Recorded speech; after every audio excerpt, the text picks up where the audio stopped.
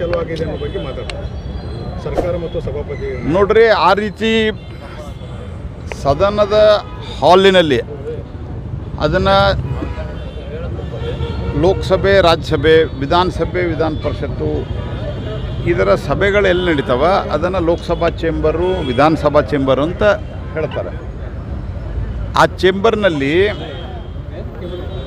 ಅಲ್ಲಿ ಇದು ವಿಧಾನಸಭೆಯ ಚೇಂಬರ್ ಅಂತ ಘೋಷಣೆ ಮಾಡುವಂಥದ್ದು. ಈಗ ಅಕಸ್ಮಾತಾಗಿ ಬೇರೆ ಎಲ್ಲೋ ಒಂದು ಕಡೆ ವಿಧಾನಸಭೆ ಮಾಡ್ತಾರೆ ಅಂತ ಇಟ್ಕೋರಿ, ವಿಧಾನಸಭೆಯ ಕಲಾಪವನ್ನು ಈಗಿದ್ದು ವಿಧಾನಸೌಧ ಬಿಟ್ಟು ಮತ್ತೊಂದು ಕಡೆ ಮಾಡ್ತಾರೆ ಅಂತ ಒಂದು ಇಮ್ಯಾಜಿನರಿ ಇಟ್ಕೋರಿ ನೀವು. ಮೊದಲ ಬೆಳಗಾಮದಲ್ಲಿ ಮಾಡ್ತಾ ಇದ್ದಾರಲ್ಲ KLE ವಿಧಾನ ಸುವರ್ಣಸೌಧ ಆಗೋಕ್ಕಿಂತ ಮೊದಲು ಆ ಡೆಸಿಗ್ನೇಟೆಡ್ ಏರಿಯಾ ಏನಿರ್ತದಲ್ಲ ಅದನ್ನು ಘೋಷಣೆ ಮಾಡುವಂಥದ್ದು, ಅಧಿಕೃತಗೊಳಿಸುವಂಥದ್ದು, ಅದಕ್ಕೆ ಆದೇಶ ಹೊರಡಿಸುವಂಥದ್ದು ಏಕೈಕ ಅಧಿಕಾರ ಸ್ಪೀಕರು ಮತ್ತು ಚೇರ್ಮನದ್ದು.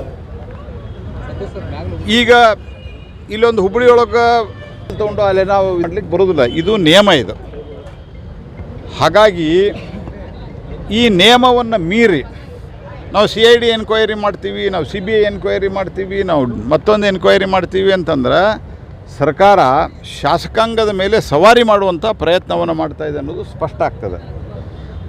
ಆದ್ದರಿಂದ ಈ ಸಂಘರ್ಷವನ್ನು ಬೆಳೆಸುವುದು ಸರ್ಕಾರಕ್ಕೆ ಶೋಭೆ ತರೋದಿಲ್ಲ. ಸನ್ಮಾನ್ಯ ಬಸವರಾಜ ಹೊರಟ್ಟಿಯವರು ಅತ್ಯಂತ ಹಿರಿಯ ನುರಿತ ಶಾಸಕರು, ಚೇರ್ಮನ್ರು ಎಲ್ಲ ಇದ್ದಾರೆ. ಅವರು 2ನೇ 3ನೇ ಸರ್ತಿಗೆ ಚೇರ್ಮನ್ ಆಗ್ತಾ ಇರೋದು, ಸಾಕಷ್ಟು ಅನುಭವ ಇದೆ. ಅವರು ರೂಲಿಂಗ್ ಕೊಟ್ಟಿದ್ದಾರೆ, ಅವರು ಅನೇಕ ರೀತಿಯಾದಂಥ ಸಲಹೆ ಸೂಚನೆಗಳನ್ನು ಕೊಟ್ಟಿದ್ದಾರೆ. ಸರ್ಕಾರ ಅದನ್ನು ಪಾಲನೆ ಮಾಡೋದು ಒಳ್ಳೆಯದು. ಇಲ್ಲ, ಶಾಸಕಾಂಗ ಮತ್ತು ಕಾರ್ಯಾಂಗದ